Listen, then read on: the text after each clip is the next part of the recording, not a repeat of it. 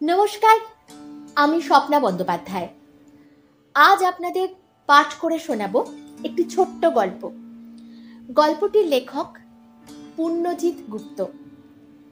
গল্পের নাম টুকাইয়ের জীবন দর্শন।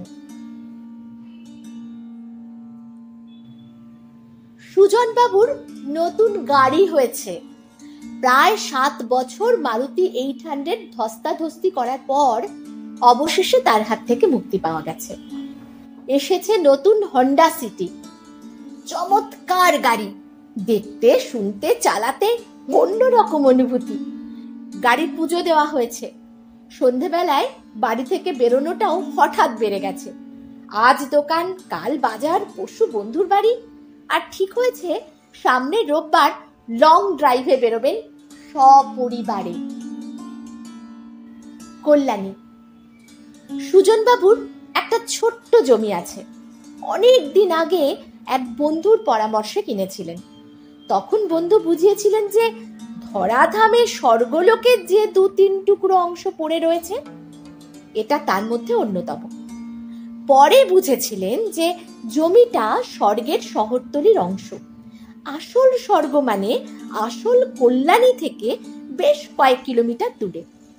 আগে আগে কয়েকবার সেই জমি তদারকি করতে যেতেন আর নিজের মতো আরেক নির্বোধের সন্ধান চালাতেন, যাকে স্বর্গের এই টুকরোটা হস্তান্তর করতে পারবেন।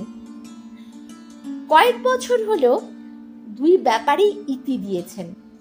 নতুন গাড়ি পেয়ে মনে হয়েছে জমিটা দেখে এলে কেমন হয়। তাই কল্যাণী যাত্রা শুরু হয়েছে। যাদবপুর থেকে বেরিয়েছেন সকাল 7:30টায়। সঙ্গে স্ত্রী, ছোট ভাই, বড় ছেলে এবং ছোট ছেলে। জানুয়ারি মাসের শেষ দিক। বাতাসে ঠান্ডার আমেজ, ঝকঝকে রোদ্দুর। রোববার বলে রাস্তাঘাট ফাঁকা। সব দিক দিয়েই বেরোনোর পক্ষে একেবারে আদর্শ পরিবেশ। যাদবপুর থেকেই এম বাইপাস, তারপরে ভিআইপি রোড ধরে দমদম, তারপর বারাসাত এবং কল্যাণী, এই রুট ঠিক হয়েছে। রাস্তায় অসংখ্য খাবারের দোকান, তাই বাড়িতে ব্রেকফাস্টের ঝামেলা রাখেননি। বারাসাতের একটু আগেই প্রথম ঘটনাটা ঘটল। গাড়ি দাঁড় করিয়ে সুজনবাবু ও তার ছোট ভাই মলয় চা খাচ্ছিলেন। গাড়িতে স্ত্রী মল্লিকা এবং 2 ছেলে বসে। এক খোঁড়া ভিখারি বছর 60-এর কাছাকাছি এসে গাড়ির কাছে দাঁড়ালো, সঙ্গে একটা বাচ্চা ছেলে। মা, গরিবকে একটু দয়া করুন মা। মল্লিকা পার্স খুলে একটা 10 টাকার নোট বের করে দিলেন।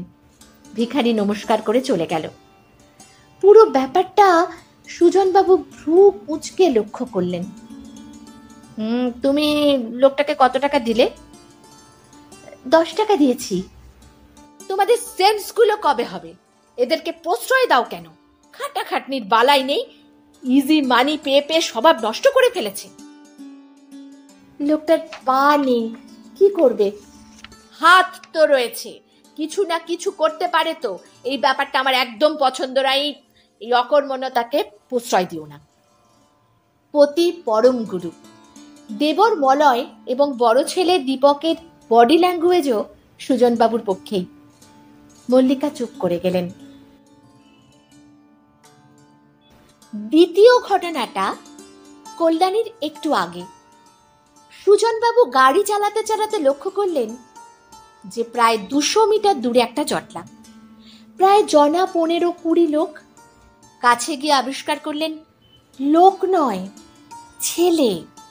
বয়স ওই 15 থেকে 20-র মধ্যেই। যার মুখে গোঁফ দাড়ির রেখা সবচেয়ে স্পষ্ট, সেই হাত তুলে গাড়িটা দাঁড় করালো। দাদা, চাঁদাটা দিয়ে যাবেন? সুজনবাবু প্রশ্ন করতে যাচ্ছিলেন, কিসের চাঁদা? পাশ থেকে মলয় চাপা স্বরে বলল, ও সরস্বতী পুজো নিশ্চয়ই, সেটেল করে ফেল।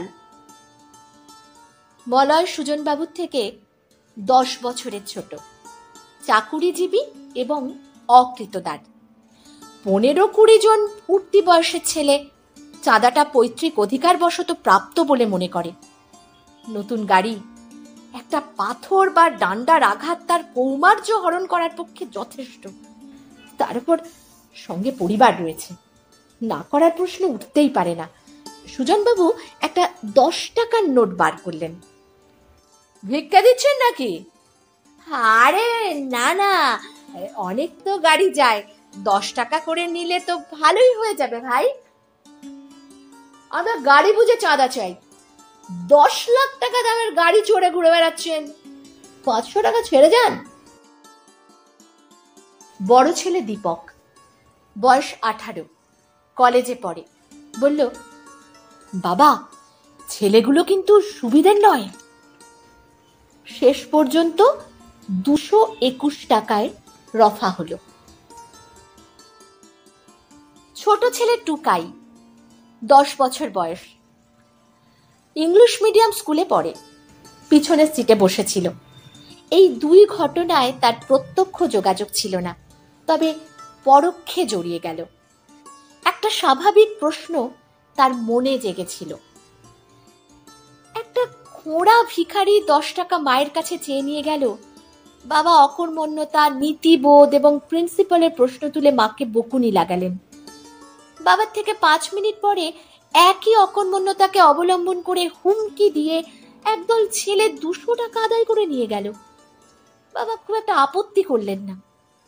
টুকাই এই 2-এর মধ্যে যে আপাত বিরোধী মানসিকতা কাজ করছে তাই নিয়ে ভাবতে বসলো, এবং যেহেতু জন্মটা এই যুগে, তাই কল্যাণী পৌঁছানোর আগেই ব্যাপারটা সমাধান করে ফেলল।